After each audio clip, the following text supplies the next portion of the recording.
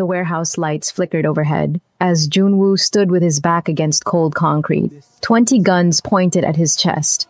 Blood trickled from a cut above his eyebrow, his designer suit torn at the shoulder, and still he refused to kneel. "Last chance, old man," the leader sneered, cocking his weapon. That's when the mop hit the first gunman square in the face. The wooden handle spun through the air and connected with a crack that echoed through the warehouse. The man's nose exploded in a spray of red. He dropped like a stone, his gun skittering across the concrete. Everyone froze for half a heartbeat, just long enough for a figure in a gray janitor's uniform to move through the shadows. Penelope Mensah was 22 years old, barely 5'6", with box braids pulled back in a simple ponytail. She'd been working the night shift at this warehouse for exactly 3 weeks, keeping her head down, sending money back to her family in Mauritius. Nobody looked at janitors. Nobody saw them, but she saw everything. The second man turned toward her, gun rising. She was already inside his reach, grabbed his wrist, twisted hard. The snap of bone was audible even over the shouting. He screamed. She ripped the weapon from his broken hand and threw it across the warehouse before driving her knee into his liver. He folded, vomiting. "What the fuck?" someone yelled. 3 came at her together. Amateur mistake. The first swung his pistol like a club. She ducked under it, swept his legs. As he fell, she caught him by the collar, used his momentum and body weight as a battering ram, drove him straight into the second attacker. They went down in a tangle of limbs and curses. The third man swung wild, telegraphing everything. She slipped the punch, drove both palms into his throat. He made a wet gagging sound and collapsed, clutching his neck, unable to breathe. 4 more rushed her from different angles, trying to box her in. Smart, but not smart enough. She grabbed her broken mop handle off the ground. 2 short sticks now, each about 18 inches long. The first man threw a straight punch. She jammed one stick into his solar plexus, all her weight behind it. He doubled over. The second stick came around in an arc connected with his jaw, teeth scattered like dice across the floor, blood everywhere. She spun low, both sticks striking the second man's kneecap simultaneously. His legs buckled at an unnatural angle. He went down screaming. Someone grabbed her braid from behind. Big mistake. She bent forward sharply, using his grip on her hair as leverage. Flipped him completely over her back. He hit the concrete face first. She heard his nose break on impact. Before he could even register the pain, she stomped his gun hand, felt fingers break and crunch under her heel like dry twigs. The remaining attackers were backing toward the door now, guns forgotten in their hands, just wanting distance from this demon in a janitor's uniform, who fought like something out of a nightmare. "Run," Penelope said quietly, her accent carrying the musical lilt of Mauritian Creole mixed with perfect English. "Or stay and join them on the floor." They ran, all of them, scrambling over each other to get through the door. The whole fight had taken 2 minutes. Penelope stood there breathing hard, her uniform dusty and splattered with other people's blood, one braid falling loose across her face. She turned to look at Junwoo, her dark eyes meeting his with an expression he couldn't quite read. Not fear, not excitement, just calm assessment. "You're bleeding," she said simply, nodding at his forehead. Junwoo touched the cut above his eyebrow, then looked at his fingers slick with red. "I've had worse." "Probably," she agreed, already turning away to survey the groaning bodies scattered across the warehouse floor. "But, you should clean that. Infections are serious. If you're loving this story so far, hit that subscribe button right now because you're not going to believe what happens next. Trust me, this is just the beginning." She picked up her mop bucket from where it had fallen during the fight, examining the broken handle with what looked like genuine disappointment. Like she'd just lost a favorite possession. "Wait." Junwoo pushed off the wall, ignoring the sharp pain in his ribs where someone had kicked him before Penelope intervened. "Who are you?" "Nobody important. Just the janitor." Janitors don't fight like that. This one does. She started walking toward her supply cart parked against the far wall, dismissing him entirely. Something about her complete indifference irritated him more than the assassination attempt had. Junwoo had spent 30 years building his reputation on being untouchable, feared, respected across 3 continents. Men twice her size crossed the street when they saw him coming. This girl looked at him like he was just another mess to clean up before her. Shift ended. "What's your name?" She paused, considered not answering, then shrugged. "Penelope. I know who you are. Everyone in Atlanta knows who you are, Mr. Park." She grabbed her cart, started pushing it toward the elevator. "You should go home before more of them come.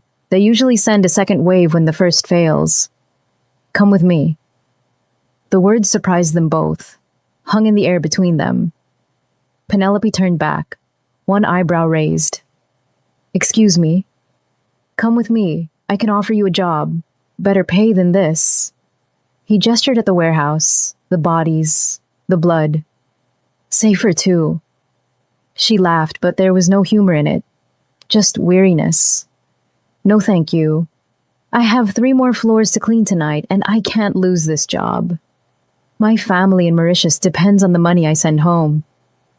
I'm offering you a better one, more money than you make here in a year." "As what? Your bodyguard?" She shook her head, braid swaying. "I'm not interested in your world, Mr. Park. I just wanted to make sure nobody died in my warehouse tonight. Creates paperwork. Makes my boss ask questions I don't want to answer. Despite everything, the pain, the betrayal, the fear," Junwoo smiled. Actually smiled. Something he hadn't done in months. "Your warehouse?" "I clean it every night, don't I? That makes it mine between midnight and 6 a.m. She met his eyes directly. No fear in them at all. Just quiet defiance. "Now, go home before I have to save your life twice in one night."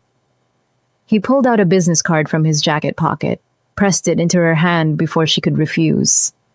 Their fingers touched briefly. Hers were calloused, strong, working hands. "Think about it. You saved my life tonight.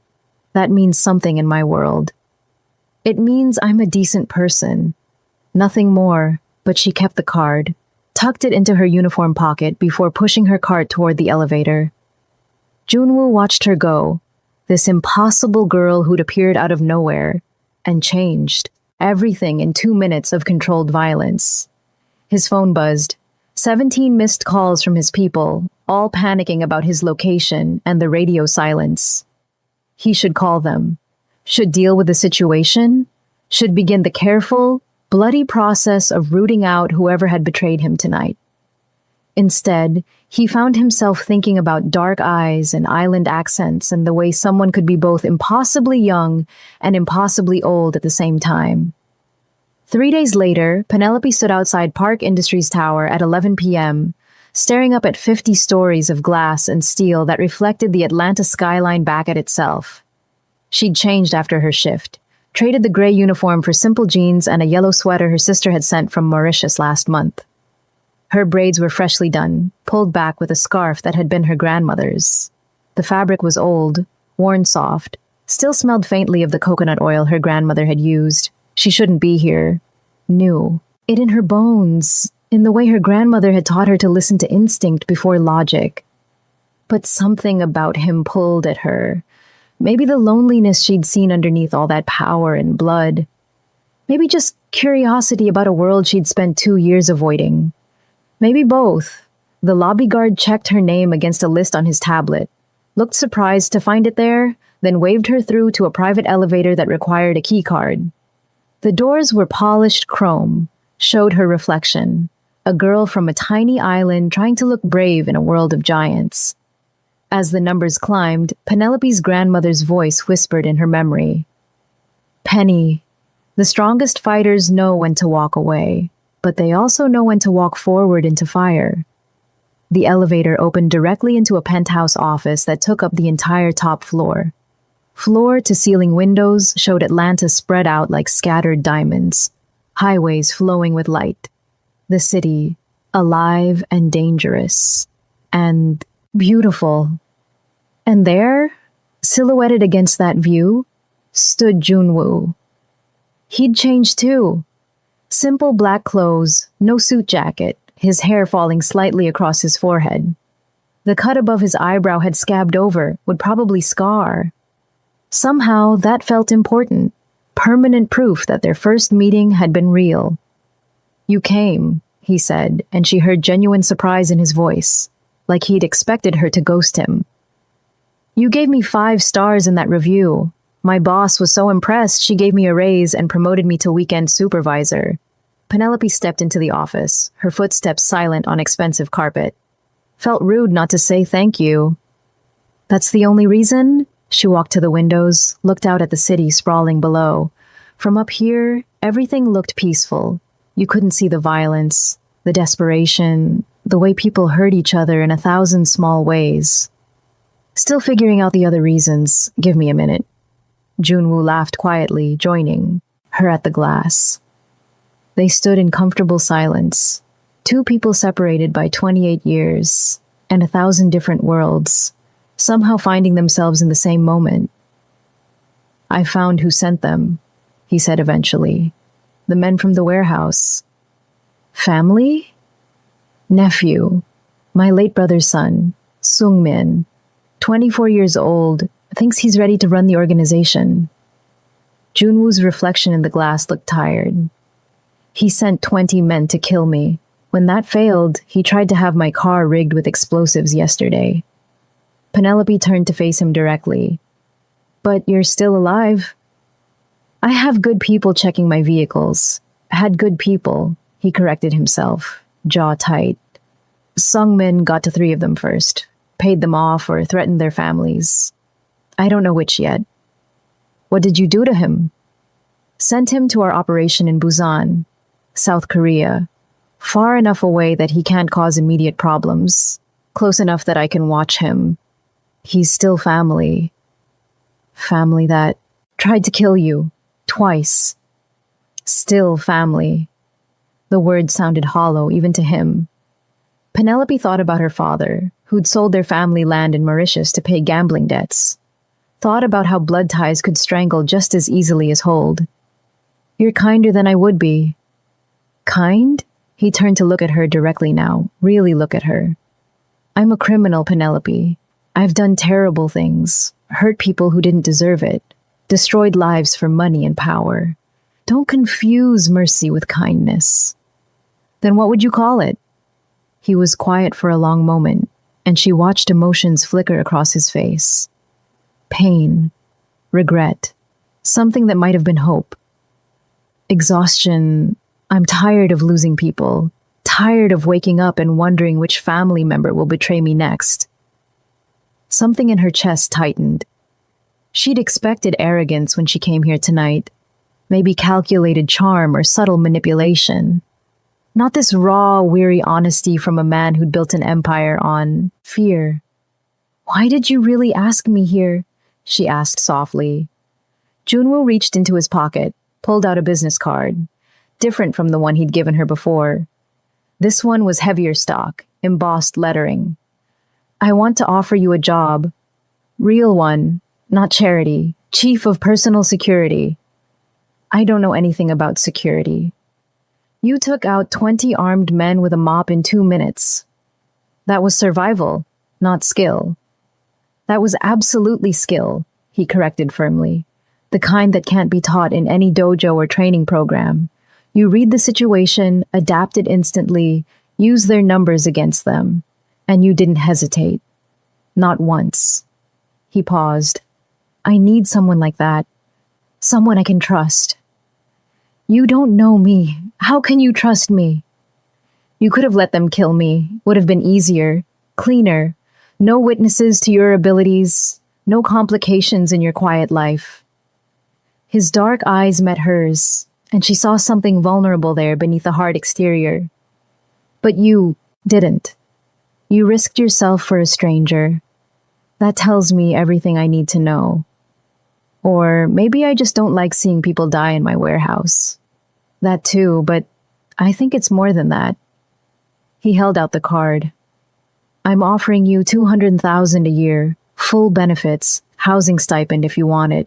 You'd coordinate my security team, manage threat assessment, keep me alive. In return, I stay out of your way, and you get enough money to bring your whole family to America if you want. Penelope looked at the card but didn't take it yet. 200,000. She made 19,000 cleaning warehouses, sent most of it home. With that kind of money, her mother could see a real doctor for her diabetes. Her little brother could go to university. Her sister could leave the fish cannery that was slowly destroying her lungs. But nothing came free in this world. Especially not from men like Junwoo. What's the catch? You'll be a target. Anyone who wants to hurt me will eventually try to go through you. It's dangerous work. And if I say no? Then you say no, I'll leave you alone, keep paying your warehouse to give you excellent reviews, and you go back to your life. He smiled slightly.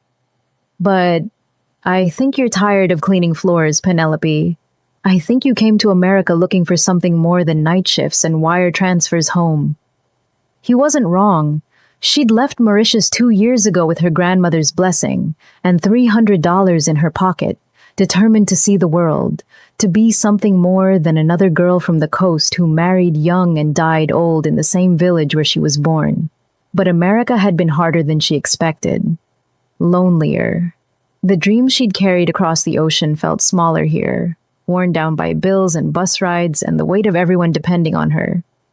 I need to think about it, she said finally. Fair enough. But let me buy you dinner first. Get to know my potential employer, right? There's a Korean place in Midtown, best bibimbap outside Seoul, open until 2 a.m. I don't know anything about Korean food.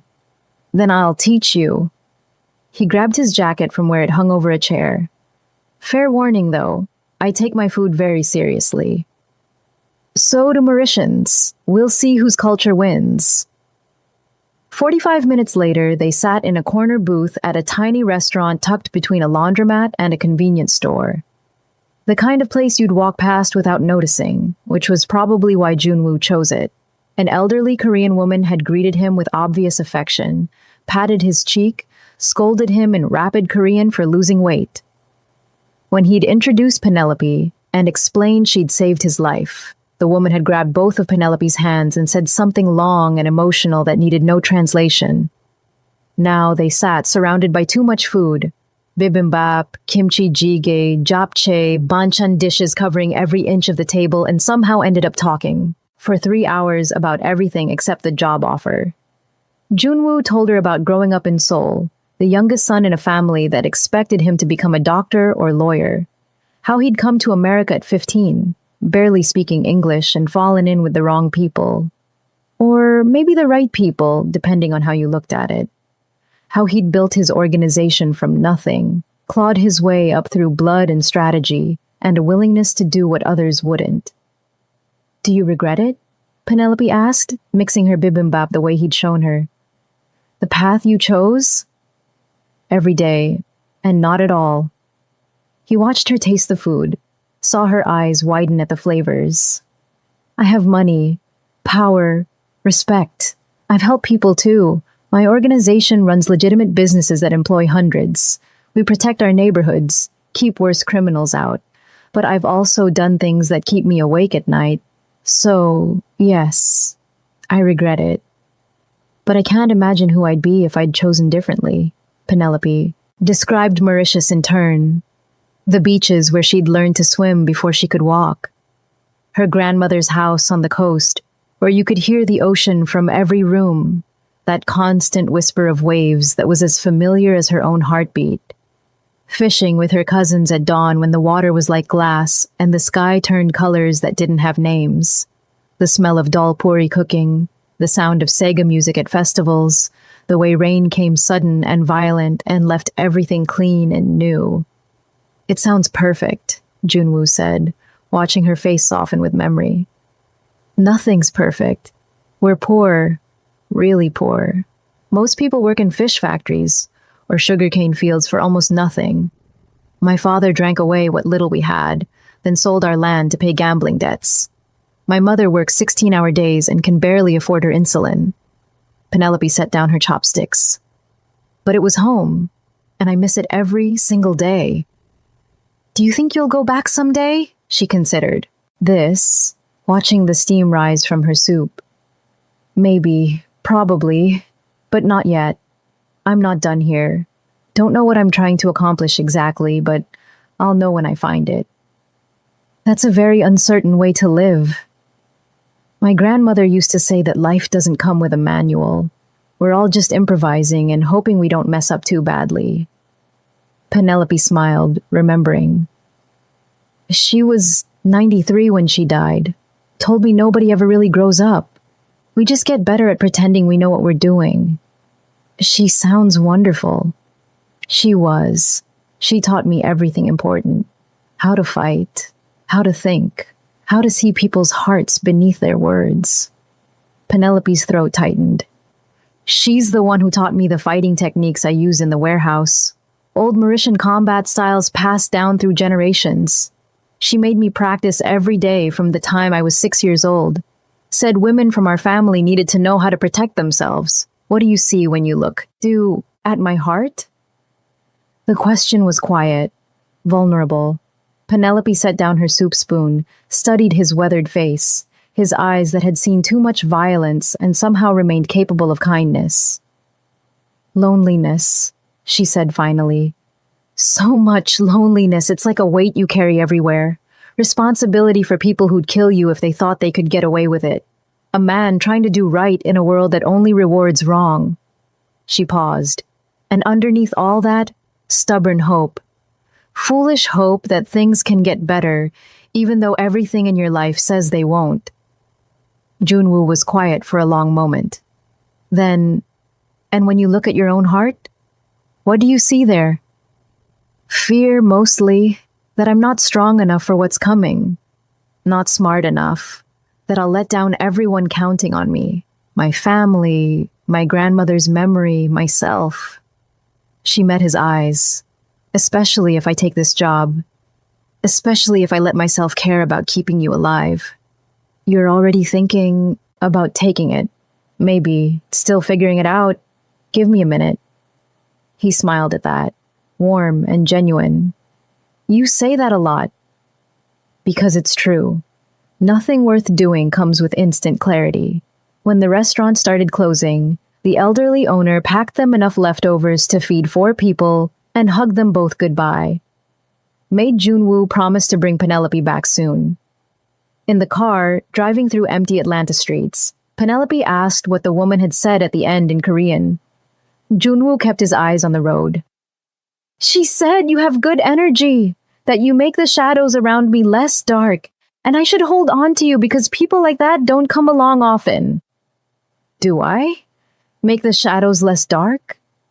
He glanced at her, something soft and hopeful in his expression. You're starting to. He dropped her at her apartment complex in Chambly, modest, clean, the kind of place where people minded their own business and didn't ask questions. Before she could open the door, he reached across, caught her hand gently. Think about the job, he said quietly. But no pressure. I'd rather you said no and stayed safe than said yes for the wrong reasons. Your life is worth more than my convenience. Penelope looked at their joined hands, his scarred and calloused from years of violence, hers smaller but just as strong, marked by work and determination. What if I said yes for the right reasons? What would those be? Still figuring that out. She squeezed his hand once, then let go and climbed out. Walked to her building without looking back, though she felt his eyes following her the entire way, making sure she got inside safely. In her tiny studio apartment, she leaned against the door and let out a breath she didn't know she'd been holding. The business card was still in her pocket. She pulled it out, stared at the embossed lettering that probably cost more than her monthly rent. Her phone buzzed. Unknown number, but somehow she knew. You forgot. Your leftovers. I'll bring them to your next shift if you want. Sleep well, JW, despite everything. The danger, the complications, the absolute certainty that this was a terrible idea. She smiled. 2 weeks crawled by like months. Penelope worked her shifts, sent money home, tried to focus on the familiar routine. But everything felt different now. The warehouse felt smaller. The work felt meaningless.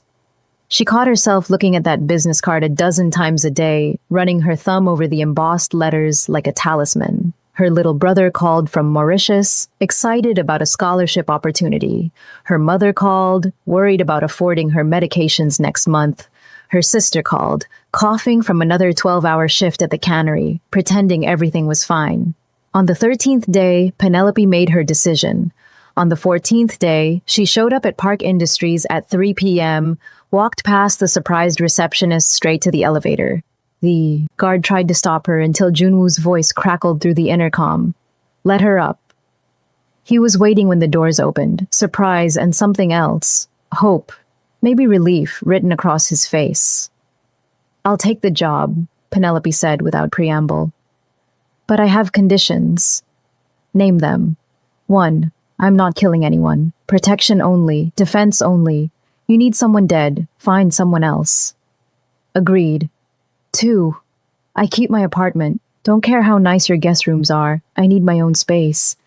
My own life outside of this. Reasonable. 3.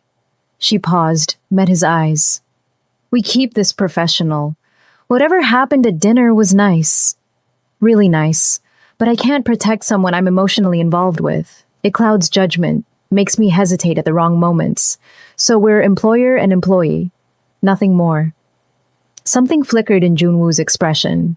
Disappointment mixed with understanding and maybe respect. Of course. Professional. You're right, it's the smart boundary to set. Good. She stuck out her hand. When do I start? He shook it, his grip warm and firm and lingering just a second too long. Now, we have a security briefing in 30 minutes, then a family council meeting tonight. They'll want to meet you, probably try to intimidate you.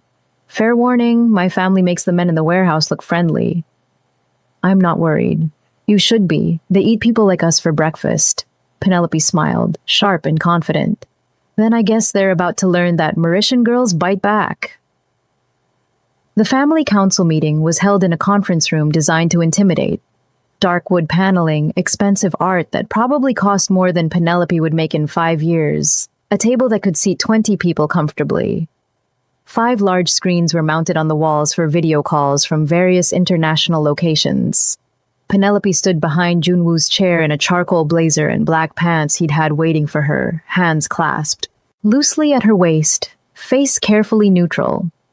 She'd learned from her grandmother that power wasn't always loud. Sometimes it was stillness, the ability to be present without demanding attention, to watch everything without seeming to watch anything. The family members filed in like circling sharks. Mincio arrived first, a beautiful woman in her 40s wearing widow's black, though her husband had been dead for 3 years. She had the kind of face that could sell luxury products. High cheekbones, perfect skin, eyes like chips of ice. She looked at Penelope with cold assessment, dismissed her in a glance, turned to Junwoo. This is your solution? A child? This child saved my life 2 weeks ago, Junwoo replied calmly, not rising to the bait. Something 40 of our professionally trained men failed to do. Because your nephew betrayed you. Because you've become weak, brother. Sentimental. Minseo took her seat at the table like it was a throne. Maybe if you'd shown Sungmin more respect, taught him properly instead of exiling him at the first sign of ambition. He tried to kill me. That's not ambition. That's treason. You killed his father, your own brother. Maybe he wanted justice. His father tried to kill me first. I had no choice. There's always a choice. Minseo's voice went cold. You just choose violence every time. Taehyun entered next, younger than Junwoo but prematurely gray, wearing an expensive suit that screamed corporate. He managed the legitimate side of the family business, real estate, import-export, investments. He nodded politely to Penelope, took his seat without comment. Smart, she decided, watching and waiting before forming opinions. The screens flickered to life one by one. Sung Min appeared in the first, calling from Busan, his young face twisted with barely concealed resentment. He looked like Junwoo might have at 24, handsome, ambitious, angry at the world. Uncle Dongwon appeared in the second screen, elderly and sharp-eyed, calling from Seoul. His face was a roadmap of wrinkles, each one earned through decades of surviving in their world. 3 other faces Penelope didn't recognize filled the remaining screens, relatives from other branches of the family, all watching with predatory interest. Junwoo stood. "Thank you all for coming on short notice. I'm introducing my new head of personal security, Penelope Mensah. She'll be coordinating all protection details moving forward." Silence, the kind that felt like a living thing. Then Sung Min laughed from his screen, the sound cruel and young. "A woman, an African woman? Uncle, have you completely lost your mind, or are you just thinking with something other than your brain?" The insult hung in the air. Penelope felt every eye in the room shift to her, waiting to see if she'd react, if she'd prove herself weak. She didn't move, didn't speak, just stood there with that same neutral expression, like Sung Min was a fly buzzing somewhere in the distance, annoying but ultimately insignificant. "Be very careful, nephew," Junwoo's voice dropped dangerously low. "She's the reason you're in Busan instead of a grave. I'd suggest showing respect." "You should have killed me. At least then I'd know you still had your edge." "Your family. Family you exiled. Family you betrayed." Uncle Dongwon's voice cut through the argument like a knife, speaking in rapid Korean. Junwoo responded in the same language, the conversation heated and fast. Penelope understood none of the words, but read the body language perfectly. Dongwon was testing, probing for weakness, making judgments. Finally, the old man switched to English, his accent thick but his words precise. "This girl, show us her skills. I want to see what we're trusting with our lives." "That's not necessary," Junwoo started, but Penelope stepped forward. "It's fine." She looked around the room, pointed at Taehyun. "You, attack me. For real, not practice. Like you mean to hurt me." He blinked, genuinely surprised. "Excuse me?" "Attack me. Seriously. Pretend I'm an assassin coming for your cousin. Stop me." Taehyun looked at Junwoo, who nodded slowly, curiosity replacing concern.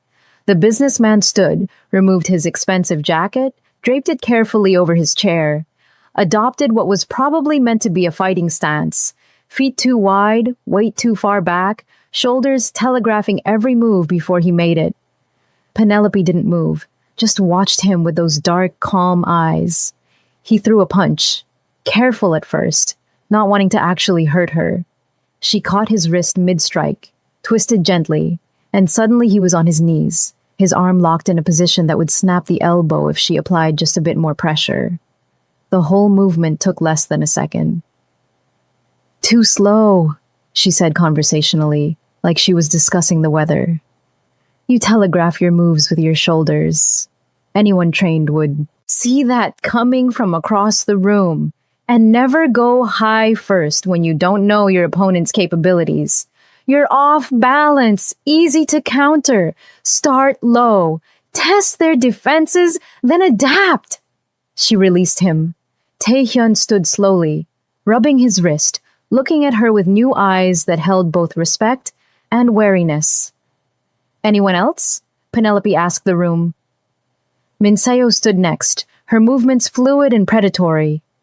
"I have a question." "Go ahead." "My brother-in-law's 50 years old." "You're what, 23? 22. 22. Minseo smiled, but it didn't reach her eyes. "How do we know you're not just another young girl trying to get close to a powerful man for the wrong reasons? Pretty girl, lonely widower, we've all seen this story before. It usually ends badly." Penelope felt anger flicker, but kept her voice level, professional. "Ma'am, if I wanted power or money, there are easier ways to get it than potentially dying every day for someone I barely know. And if you're implying something inappropriate, save your breath. I'm here to do a job. Keep him alive, that's all. But you'd like it to be more, wouldn't you? Sung Min called from his screen, his tone mocking. I can see it in how you look at him. I bet you're already counting the money, planning how to... Junwoo's fist slammed on the table hard enough to make the water glasses jump. Enough. Am I wrong, Uncle? Tell me I'm wrong. The room fell silent. Everyone looked between Junwoo and Penelope, measuring the space between them, the tension that hummed like a live wire, looking for cracks in the professional facade. Ms. Mensah has been offered a professional position and has accepted under strictly professional terms, Junwoo said carefully, each word chosen with precision. What any of us might feel personally is irrelevant to her qualifications, which are beyond question. She's the most capable person I've met in years. But you do feel something, Mincio pressed, leaning forward like a cat that spotted a mouse. Don't you, brother? That's what this is really about. Not her skills, your loneliness. Enough, Uncle Dongwon's voice cut through again. I don't care about romance or feelings or whatever emotional nonsense you're all dancing around. Hire the girl. Don't hire her. It's Junwoo's decision. But resolve whatever this is before it becomes a liability. He leaned closer to his camera, his old eyes hard as stone. Emotion is weakness in our world. Weakness gets people killed. I've buried 3 sons who made decisions with their hearts instead of their heads. Don't become the 4th. The old man disconnected. One by one, the other screens went dark until only Sung Min remained, his smile poisonous. Enjoy it while it lasts, Uncle, he said softly. Eventually, everyone you trust betrays you. It's family tradition. His screen went black. Minseo gathered her things, an expensive purse, a phone that probably cost more than Penelope's entire wardrobe, and paused by the door. For a moment, something shifted in her expression. Not quite kindness, but something close to it. For what it's worth, she said to Penelope, not looking at Junwoo, I hope you're as good as you seem. My brother-in-law deserves someone watching his back who actually cares whether he lives or dies. She paused. Just be careful. This family destroys everything beautiful it touches. Always has. Then she left, her heels clicking away down the marble hallway. Taehyun followed with an apologetic nod toward Penelope. Then they were alone. Penelope sat down heavily in one of the expensive leather chairs, suddenly exhausted. Well, that was fun? I'm sorry, Junwoo said quietly, still standing, his hands gripping the back of his chair. They had no right to speak to you like that. The insinuations, the disrespect. They had every right. They're your family. They're protecting you in their own messed up way. She looked up at him. And they're not wrong to be suspicious. There is something between us, even if we're not acting on it. Does that bother you? Yes, because it makes my job harder. She stood, paced to the windows.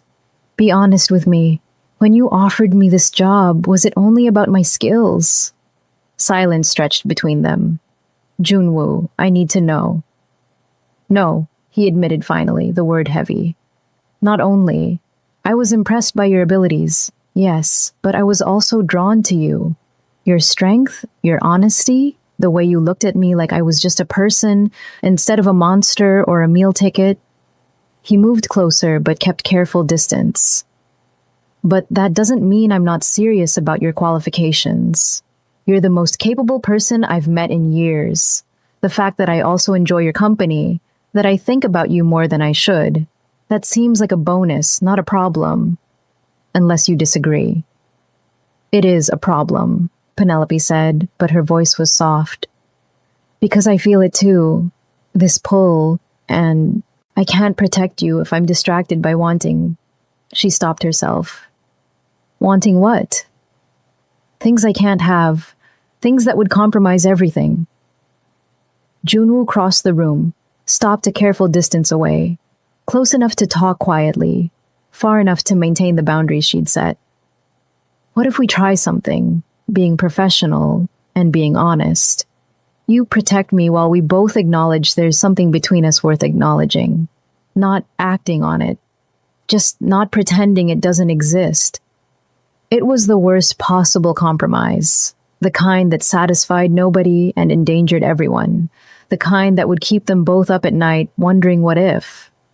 And still, Penelope found herself nodding. Okay, we can try, but the job comes first. Your safety comes first. If I ever think these feelings are compromising my judgment, I walk away. Deal? His smile was soft. Relieved?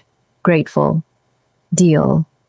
Good. Now, show me your security setup. I want to know every entry point, every safe. House. Every extraction route. And I need to vet your entire team. Someone betrayed you to Sung Min, which means we have a leak. If you're still with me, hit that like button because this story is about to get intense. We're just getting started. The next 4 weeks were a crash course in Junwoo's complicated, dangerous world. Penelope learned his schedule down to the minute, memorized his routines, studied the patterns of his life like she was preparing for the most important exam she'd ever take. She attended meetings, stood in corners watching everything, cataloged faces and behaviors, and the micro-expressions that revealed when someone was lying. She was good at it. Frighteningly good. Within the first week, she'd identified the leak, one of Junwoo's drivers who'd been feeding information to Sung Min for months. The man broke down crying when confronted, said they'd threatened his daughter, shown him pictures of her walking home from school. Penelope felt sympathy, but no hesitation. She fired him on the spot, arranged protection for his daughter, and hired 3 new drivers she personally vetted through her growing network of contacts. By week 2, she'd caught an accountant skimming funds. Small amounts, almost unnoticeable, but theft nonetheless. By week 3, she'd identified a rival organization planning to move on their territory and helped coordinate a response that ended without bloodshed, but with very clear messages sent. But the biggest save came at the end of week 4. They were at a formal dinner with Korean business partners at an upscale restaurant in Buckhead. 20 people, multiple courses, deals worth millions being discussed over banchan and soju. Penelope stood against the wall in a black suit, watching, always watching. The servers moved through the room with practiced efficiency. Except one. His timing was off by fractions of a second. His eyes moved wrong, too focused on Junwoo, not focused enough on his actual job. And when he set down a bowl of kimchi jjigae in front of Junwoo, his hand trembled. Penelope was moving before conscious thought caught up. 3 strides across the room. Her hand shot out and knocked the bowl off the table. It hit the floor with a crash that stopped all conversation. Hot soup everywhere. Ceramics shattered. Everyone staring. "What the hell?" one of the business partners demanded. Penelope ignored him, grabbed the server by the collar, slammed him against the wall. "Who sent you? I didn't. The soup. What was in it?" His eyes went wide with genuine fear. Started stammering in Korean. Penelope looked at Junwoo, who'd gone very still. "Call 911, Junwoo said quietly. Then to the server, in Korean, rapid and harsh. The young man broke, words tumbling out. Minseo's name came up multiple times. Threats against his family, money he desperately needed for his mother's cancer treatment. Penelope's team had secured the restaurant within minutes. They'd been positioned outside, ready for exactly this kind of situation. The server was taken away, not to police, but somewhere Junwoo could decide what to do with him later. Later, in the car, Junwoo looked at her with something like awe. "How did you know?" His timing was wrong, his hand shook, and the soup smelled bitter underneath the spice. Penelope was still riding an adrenaline high, her heart hammering. "I'm going to have it analyzed, but I'm guessing some kind of slow-acting poison. Something that would look like a heart attack in a few hours." "You tasted it to be sure, didn't you? When you knocked it over, some got on your hand and you tasted it." She didn't answer, which was answer enough. Junwoo grabbed her hand, examined it. There was a small red mark where the hot soup had splashed her. "If it was poison, Then I ingested a tiny amount. I'll be fine. Better me than you. I'm younger, stronger, and expendable. You're not expendable. His grip on. Her hand tightened. Don't ever say that again. They drove in silence to his apartment, a penthouse in Buckhead with security that rivaled Fort Knox. Penelope had upgraded it further in the past month, added cameras and sensors and protocols that turned it into a fortress. Inside, Junwoo made her drink water, lots of it, to flush anything toxic from her system. Made her sit while he examined her hand under the light, checking for burns, or worse. His touch was gentle, careful, and Penelope felt her carefully constructed walls start to crack.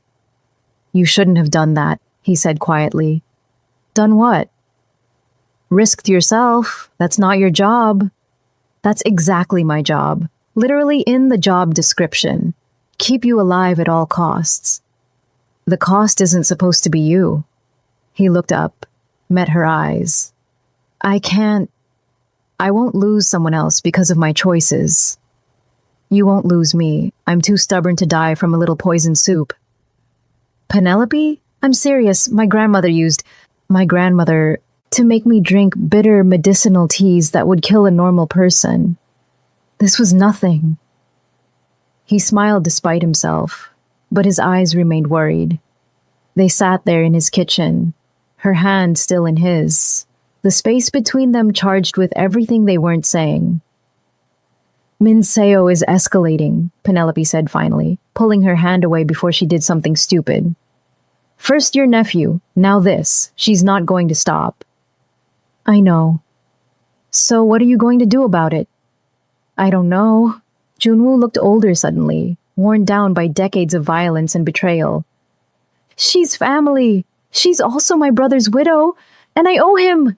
You owe him nothing. He tried to kill you. You did what you had to do. I put a bullet in my own brother's head. To save your own life. That's not murder. That's survival. Junwoo stood, paced to the windows that showed Atlanta glittering below them. Do you know what it feels like? To kill family? To look into eyes that share your blood and pull the trigger anyway? No, but I know what it feels like to be betrayed by family. To watch people who should love you destroy everything you've built. Penelope joined him at the window. My father sold our land, our home, everything my grandmother had built over 60 years. Sold it to pay debts he'd hidden from us. When my mother found out, it nearly killed her. Broke something in her that never healed. What did you do? I left. Couldn't stay in that house anymore. Couldn't look at him without wanting to hurt him. So I came here, to America, looking for something better. Something clean. She laughed without humor. Instead, I found warehouses to clean and a crime boss to protect. My grandmother would find the irony hilarious. Would she approve? Of this job? Of me? Penelope considered carefully. She'd say you're a man carrying too much weight, that you need someone to help you carry it before it crushes you.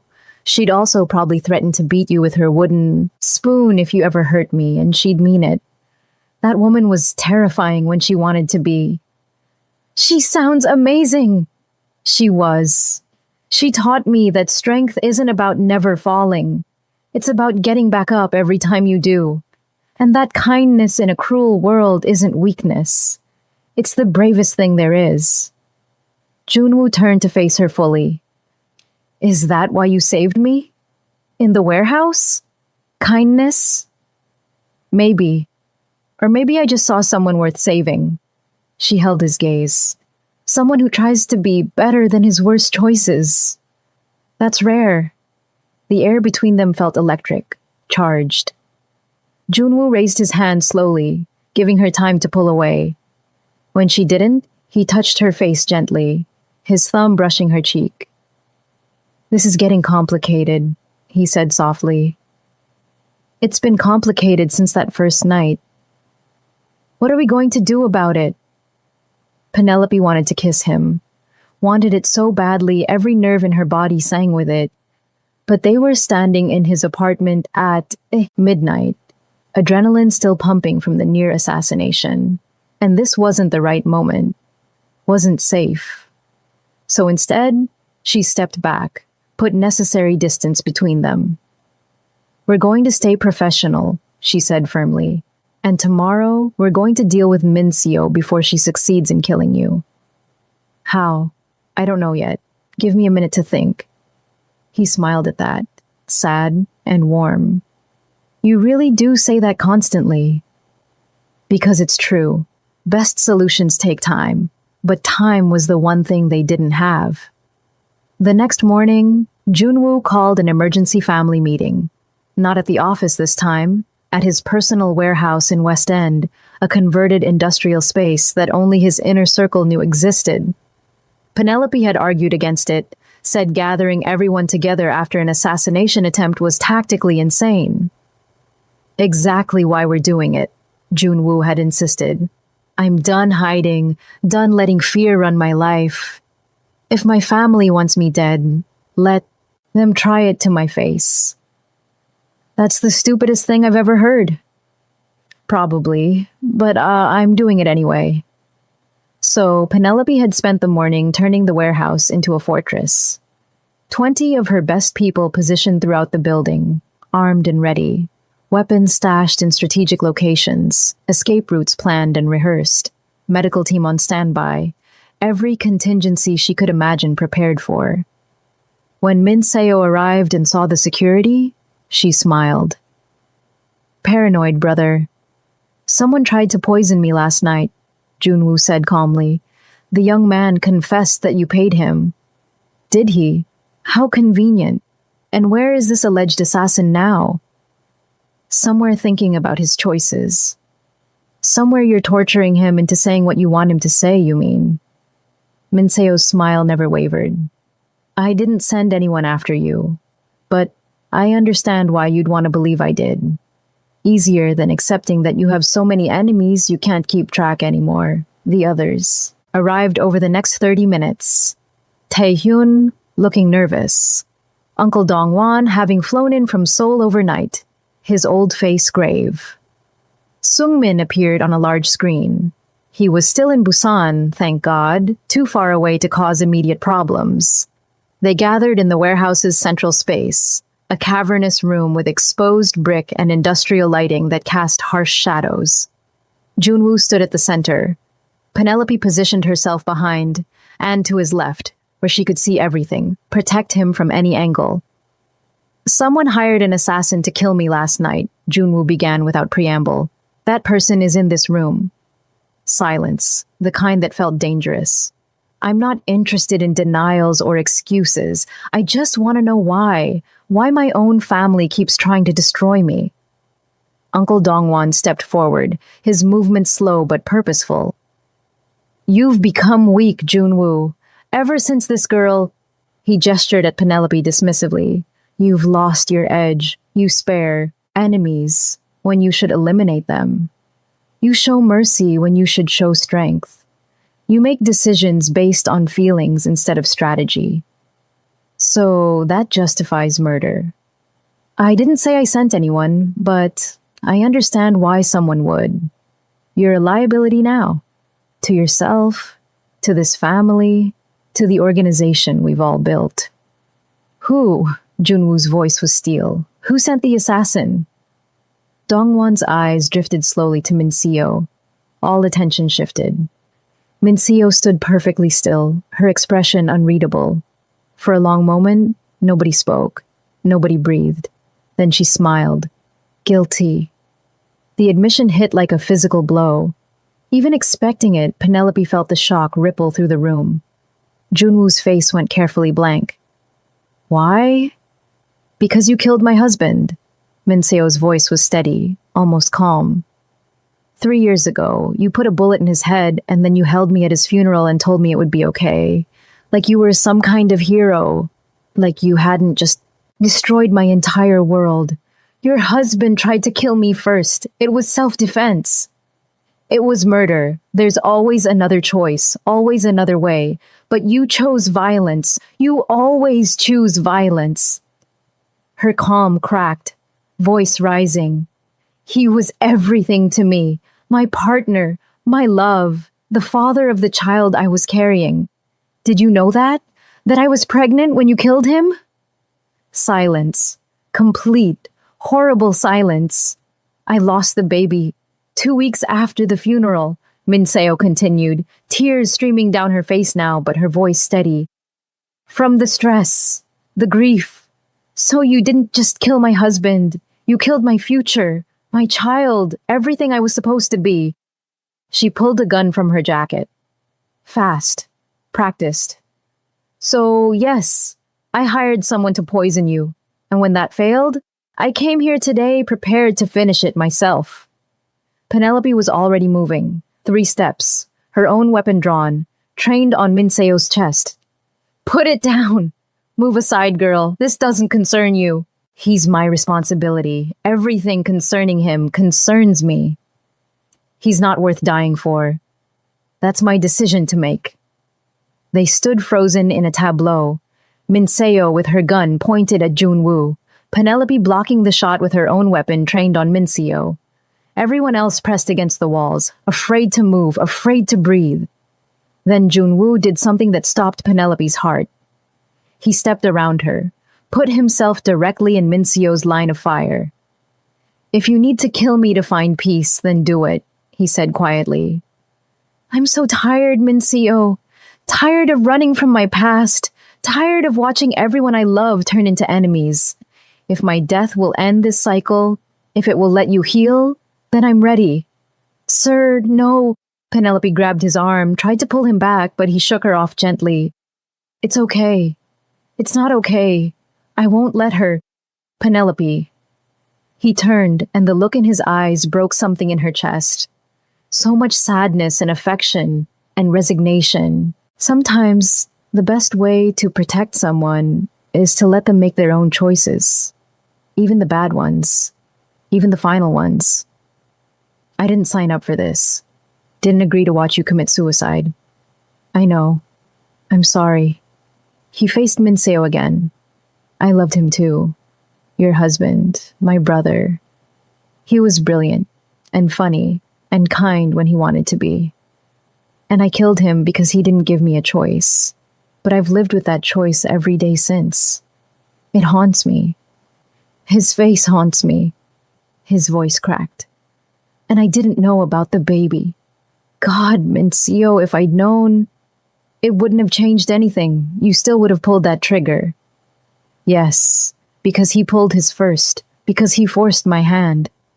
But I'm sorry for everything you lost, for the pain I caused. I'm truly sorry. Minseo stood there, gun shaking violently in her hand, tears streaming down her face. For 30 seconds, that felt like 30 years. Nobody moved. Then her arm dropped. The gun clattered to the concrete. Floor. I can't, even knowing what you did, even hating you with everything in me. I can't do it, because you're right. He pulled first. And because, she sobbed, actually sobbed. Because I'm so tired of hurting too. Junwoo moved forward slowly, like approaching a wounded animal. When he was close enough, he pulled her into a careful embrace. Minseo resisted for a moment, then collapsed against him like a marionette with cut strings, sobbing into his chest. He held her, rocking slightly, whispering in Korean, apologies, and comfort, and shared grief. Penelope holstered her weapon with shaking hands. She'd been prepared to shoot Minseo, would have done it without hesitation, put a bullet in another human being to protect Junwoo. The realization left her cold and shaking. This job was changing her into someone she didn't recognize. The others in the room slowly relaxed. Taehyun picked up Minseo's gun, cleared it, set it on a table far from everyone. Uncle Dongwon watched, everything with those ancient eyes, nodded slowly, like this confirmed something he'd suspected. After what felt like hours, but was probably only minutes, Minseo pulled back, wiped her eyes, composed herself with visible effort. I want out, she said to Junwoo, out of this family, this business, this life. I want to leave Atlanta, go somewhere I can breathe without smelling blood. Start over if that's even possible. Where will you go? I don't know yet. Maybe back to Korea, maybe somewhere new entirely. She looked around the warehouse, at the armed guards, and the family that had become enemies. I just know I can't stay here, can't keep living in this cycle of revenge and violence. You have my blessing, and whatever money you need to start fresh. I don't want your money. Take it anyway, for the baby I didn't know about, for the husband you lost, for every tear you've cried because of my choices. Junwoo pulled an envelope from his jacket. Clearly he'd prepared for multiple outcomes from this meeting. There's information for an offshore account. $3 million. American. It's yours. No strings. Min Seo took the envelope with shaking hands. This doesn't make us even. No. Nothing could make us even. But maybe it makes your new start a little easier. She nodded, looked at Penelope. Take care of him. He's an idiot, but he means well. And for what it's worth, you were fast enough. If I'd really wanted him dead today, you would have stopped me. That's why I'm leaving instead of dying here. Something like respect flickered in her eyes. You're better than I expected. Thank you, Penelope said, not sure what else to say. Minseo left, just walked out of the warehouse, out of their lives, carrying that envelope like it weighed nothing and everything. The meeting dispersed after that. The crisis had passed. Uncle Dongwon approached Junwoo before leaving. You're still weak, the old man said, but without the earlier venom. But perhaps that's not always wrong. The world is changing. Maybe we must change with it, or die clinging to old ways. He glanced at Penelope. And your bodyguard is competent. Better than competent. If you're going to be foolish enough to step in front of guns, at least you have someone fast enough to stop them. Then he left too, and they were alone, except for Penelope's security team positioned throughout the building.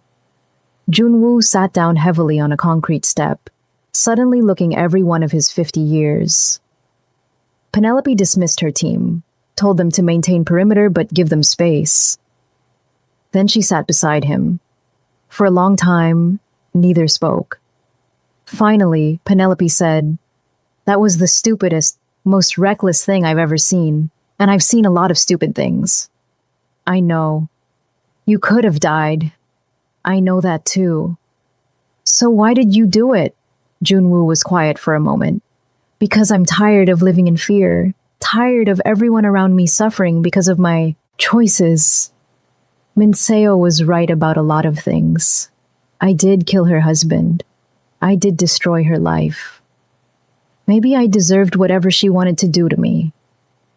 You don't get to decide you deserve to die. Not while I'm responsible for keeping you alive. I'm sorry for putting you in that position. You should be. Penelope's voice cracked slightly. I was going to shoot her, was half a second from pulling the trigger, would have killed someone to protect you, and I've never killed anyone in my life.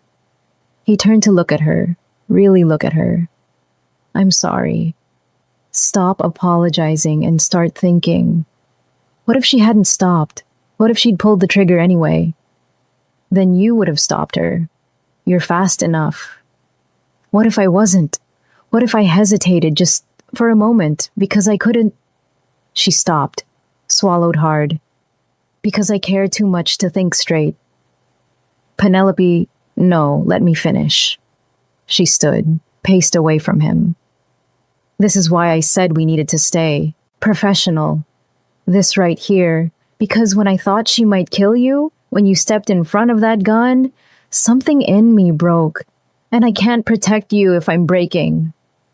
Junwoo stood too, moved toward her. Then maybe you shouldn't protect me. What? Maybe this was a mistake. The job, the proximity, all of it. Maybe you should walk away before this world destroys the good person you are. Don't you dare! Penelope spun to face him, anger flashing hot. Don't you dare offer me that escape route. I took this job knowing what it was, knowing what you were. And I'm staying because... She stopped, the words stuck in her throat. Because why? Because you're worth protecting. Because underneath all the violence and complicated history, you're trying to be better. Because when I look at you, I see someone as lost as I am, and maybe lost people are supposed to find each other.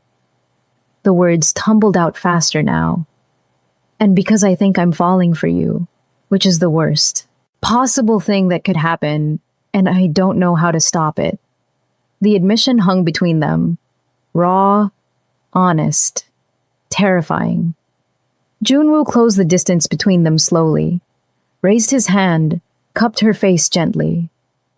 I've been falling for you since that first night, when you fought like a warrior and looked at me like I was just a person. Not a monster, not a paycheck, just a person. This is so stupid. We barely know each other. I know, but I've never felt this way about anyone. This pull, this certainty that you're important, that losing you would be worse than any bullet. We can't. I know that too. They stood there, foreheads almost touching, breathing the same air. Every instinct in Penelope screamed to close the distance, to take what she wanted, but she'd made a promise. Professional. Boundaries. So instead, she stepped back, put necessary space between them. We need a rule, she said, her voice steadier than she felt. A real one. If we're going to acknowledge these feelings exist, we need a line we don't cross. Not yet. Not while I'm protecting you. What line? No kissing. No intimate contact beyond friendly. We can be honest about how we feel, but we don't act on it until the danger passes. Until I'm not responsible for keeping you alive anymore. And when will that be? I don't know, but I'll know when we get there.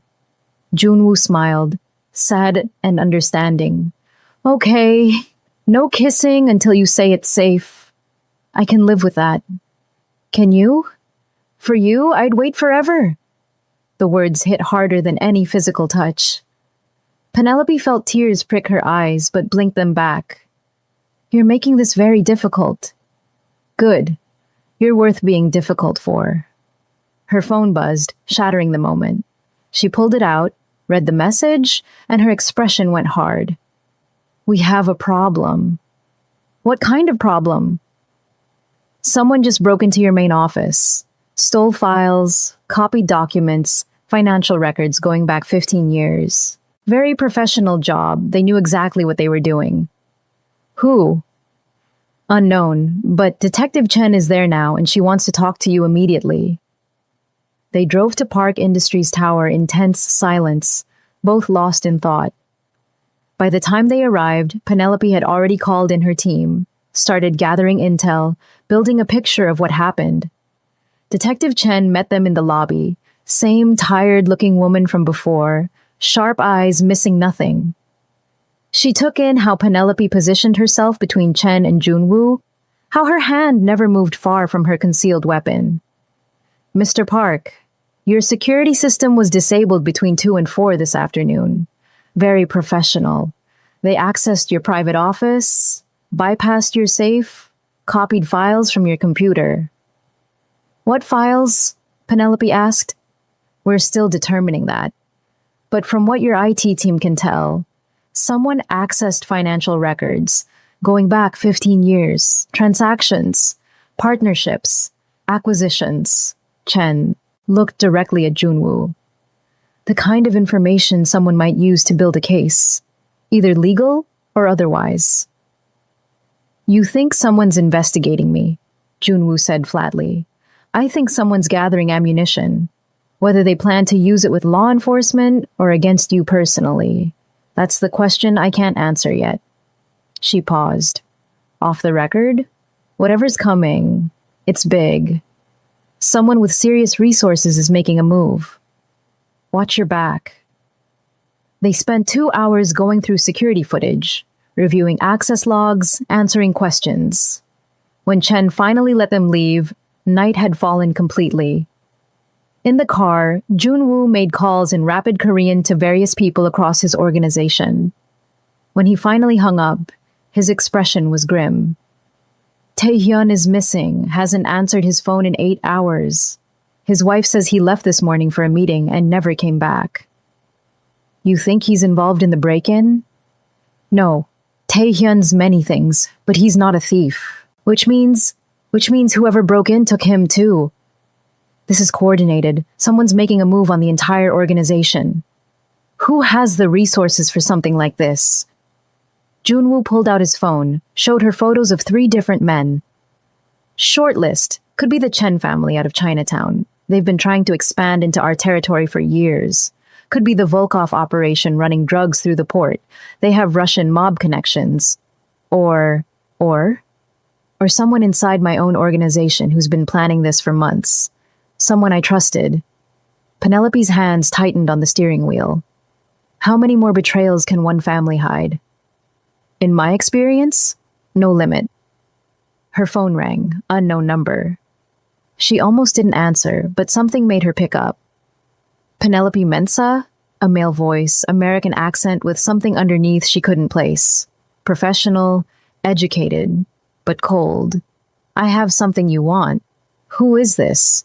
The person who has Taehyun. He's alive, unhurt, and will stay that way if you follow instructions exactly. Junwoo leaned forward. What do you want? Mr. Park. Perfect. Saves me a call. I want you to meet me tomorrow at noon. Hartsfield-Jackson Airport, International Terminal, Gate E27. Come alone.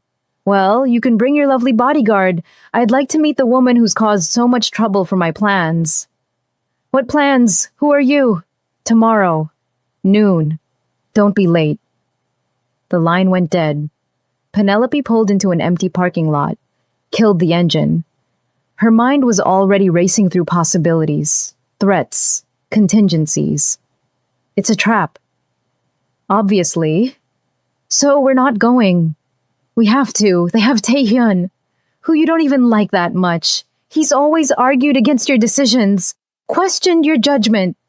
He's family, and he's innocent in whatever game someone's playing. I won't leave him to whatever fate they have planned. Junwoo met her eyes. I go.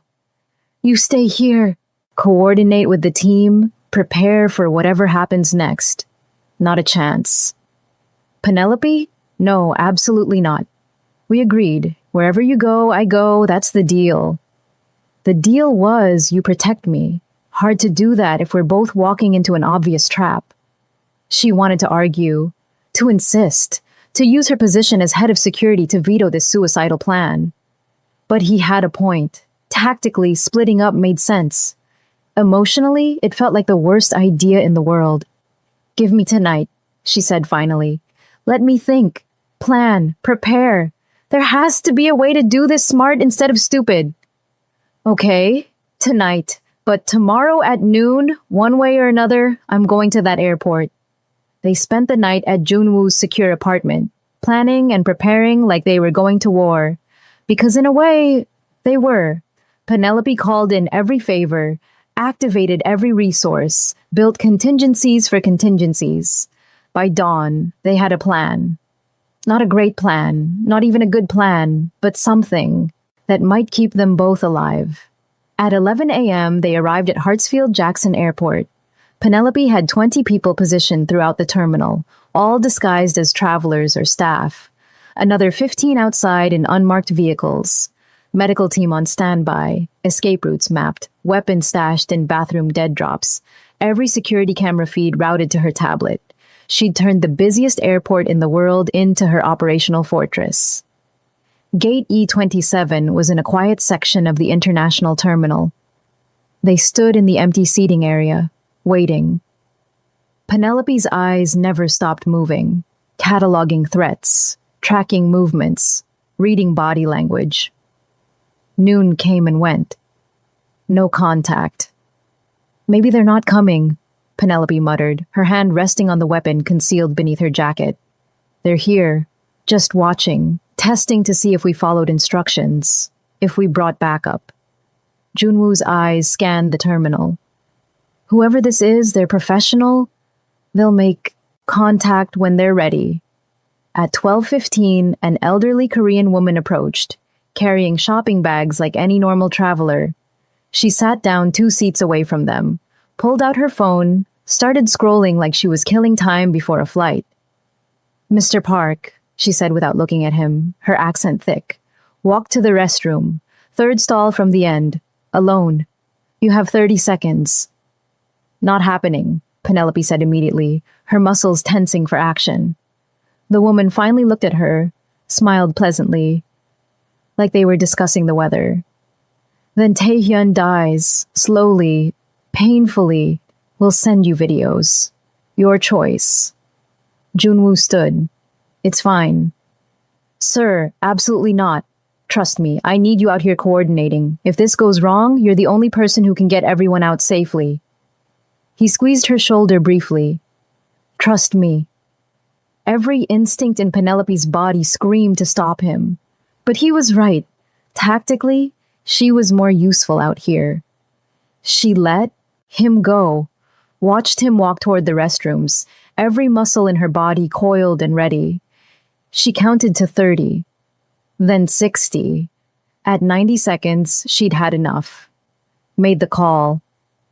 All units, move to secondary positions around the restrooms. Nobody in or out. She followed, positioned herself where she could see the entrance. Her team had already locked down the entire bathroom area. No way anyone was getting in or out without them knowing. 5 minutes passed. 10. At 15, her radio crackled. Boss, we've got movement. Black SUV just pulled up at the service entrance on the lower level. Someone matching Park's description just got in. They're moving. Follow them. Close but not too close. Do not engage unless I give the order. She was already running. Her team materialized around her, moving in coordinated precision. They piled into 3 vehicles, took off after the SUV. But Atlanta traffic was thick, and whoever was driving knew every trick. Within 20 minutes, they'd vanished completely into the labyrinth of downtown streets. Penelope slammed her hand against the dashboard hard enough to hurt. No. No, no, no. Her phone rang. Junwoo. Are you hurt? She demanded, her heart hammering so hard it physically hurt. I'm fine. Listen carefully. This wasn't a kidnapping. It was a meeting. And Penelope, you need to hear this. What? Get back to the office. Bring the full council. Everyone.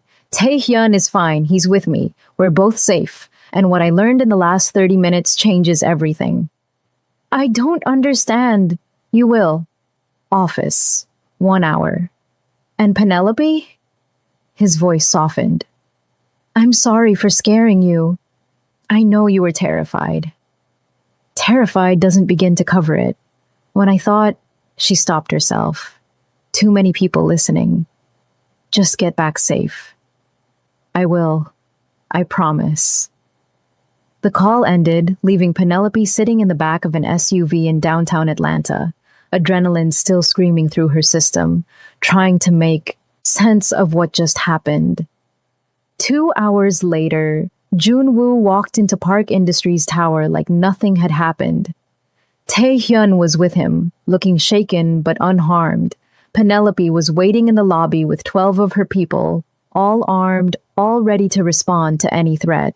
When Junwoo saw her expression, relief and fury warring for dominance, he smiled apologetically. I really am sorry. Explain, now. Upstairs, with everyone. He'd called a full emergency meeting, 30 people crammed into the largest conference room, the entire family council plus key lieutenants from across the organization. Everyone looked confused and worried. Nobody knew why they'd been summoned on such short notice. Junwoo stood at the head of the table, Taehyun beside him. Penelope positioned herself where she could see everyone, watch for threats, protect Junwoo from any angle. For the past 6 months, Junwoo began, someone has been systematically gathering information on our organization, not to destroy us, not to turn us over to law enforcement, to buy us. Silence. Confused silence. Everything that's happened, the break-ins, the stolen files, even Taehyun's disappearance, it was all part of due diligence, research. They were building a case, preparing an offer. And this morning, I met the person behind it all. He pulled out a document, thick with legal language, and slid it across the table. This is a purchase agreement. A tech company out of Austin called Phoenix Rising.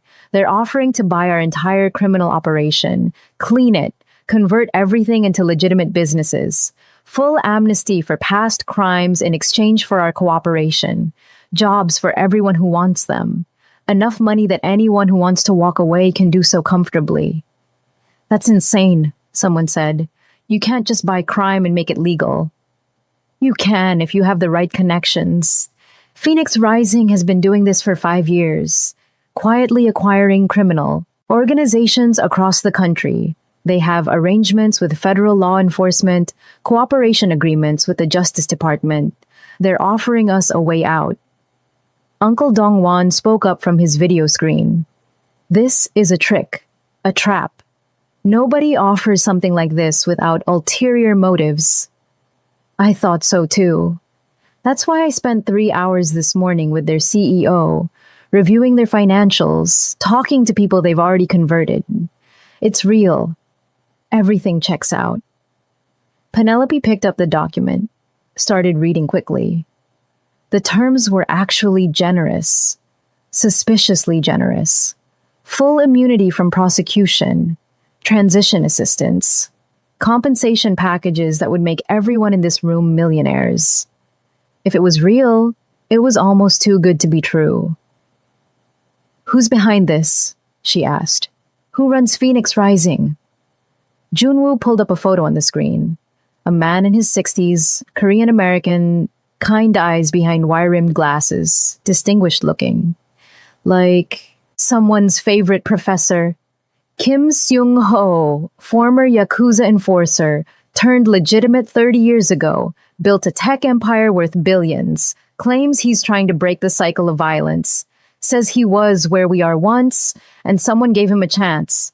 Now he's paying it forward. Or it's an elaborate con, Minseo's replacement, a younger woman named Jiyeon, pointed out. Get us to trust them, hand over everything, then destroy us.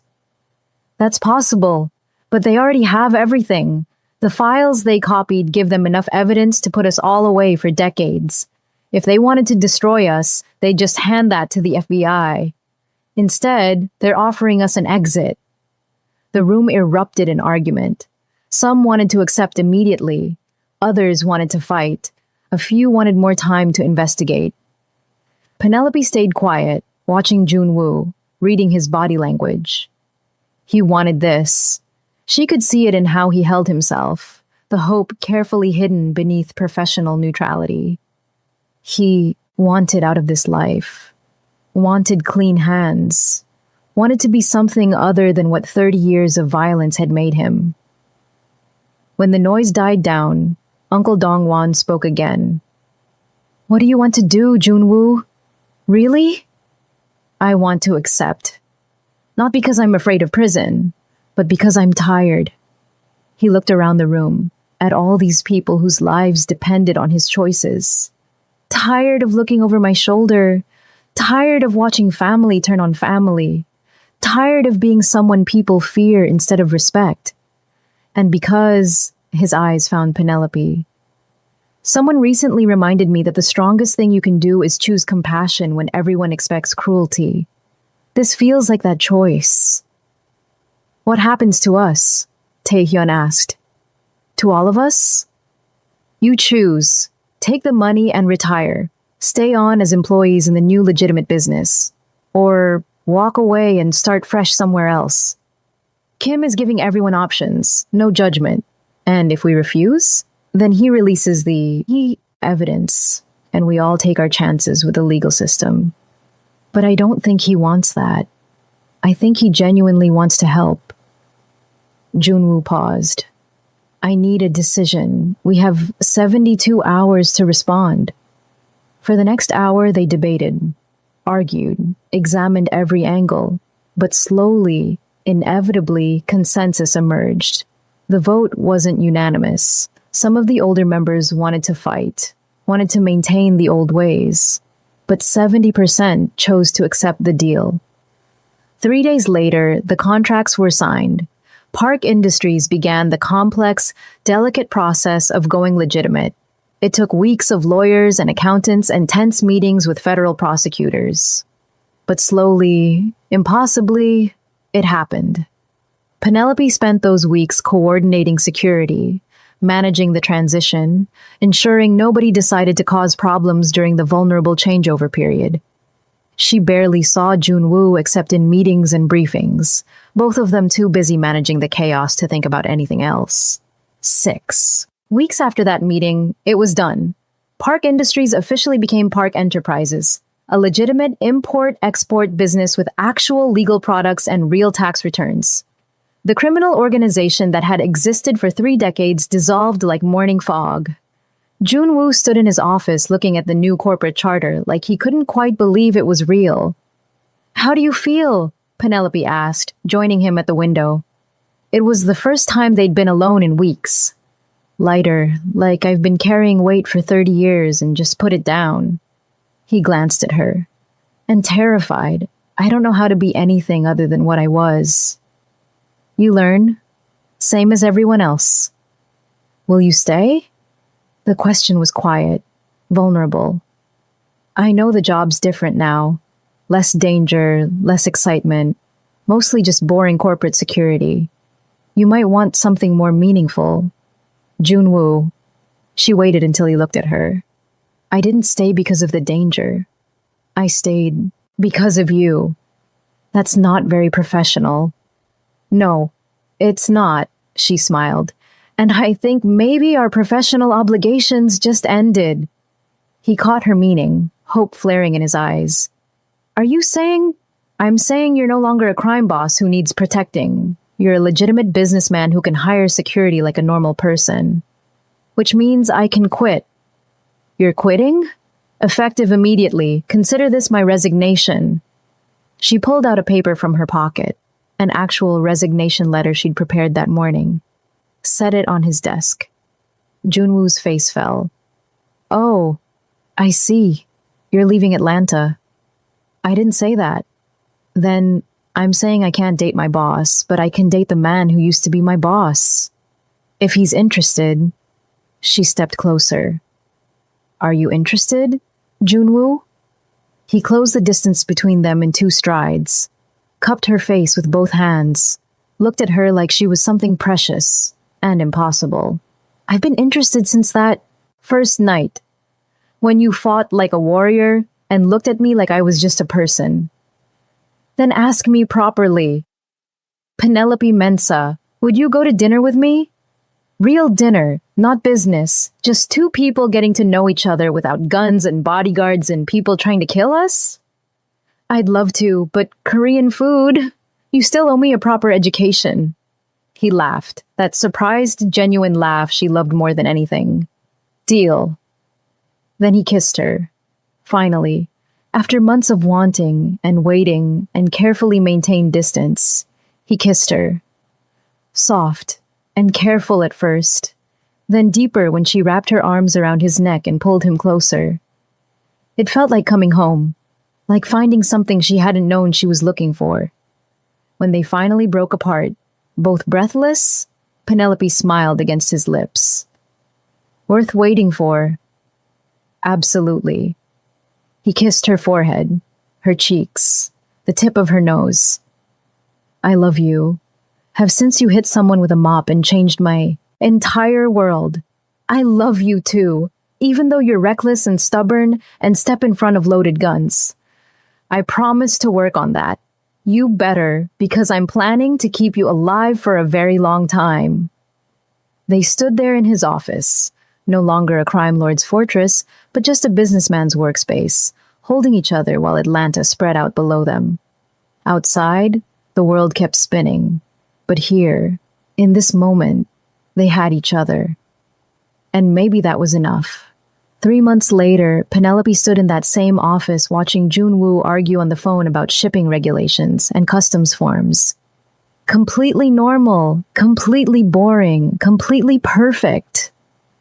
Her phone rang, unknown number. She almost let it go to voicemail, but curiosity won. "Penelope Mensah?" A woman's voice, professional but warm. "My name is Claire. I work for Kim Sung-ho at Phoenix Rising. We have a situation in Houston, another organization that needs convincing to go legitimate. Mr. Kim was wondering if you and Mr. Park might be interested in consulting, using your experience to help others escape the life you left behind. Penelope looked at Junwoo, who'd finished his call and was watching her curiously. It would be dangerous work, Claire continued, but meaningful, helping people find the same second chance you both found. Interested? Can I think about it? Of course. But Penelope, people like you and Junwoo are rare. People who understand violence, but choose compassion. People who can fight, but prefer mercy. The world needs more of that. After she hung up, Junwoo asked, "Good news or bad news?" "Not sure yet. Give me a minute to figure it out." He smiled, crossed the room, pulled her into a gentle hug. "Take all the time you need. I'm not going anywhere." She leaned into him, feeling safe and understood.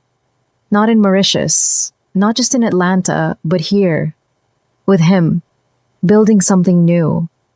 "I love you," she said quietly. "I love you too. For better or worse, for boring or dangerous, for whatever comes next." They stood there surrounded by shipping schedules and customs forms, building a life from the pieces of their old ones. Some love stories start with fireworks. Some start with danger. Theirs started with a mop and 20 armed men and the recognition that sometimes the bravest thing you can do is choose kindness when cruelty would be easier. And standing there in that ordinary office doing ordinary work, Penelope Mensah from Mauritius and Park Jun-woo from Seoul decided that their story was just beginning. So there you have it. From warehouse floors to office towers. From violence to love, from lost to found. If this story grabbed you, if Penelope and Junwoo's journey meant something to you, do me a favor. Hit that like button, drop a comment telling me which moment hit hardest, and subscribe because I've got more stories about people finding light in dark places. Thanks for sticking with me for this whole hour. Now, go out there and be brave like Penelope. The world needs more people who fight for what's right. See you in the next one.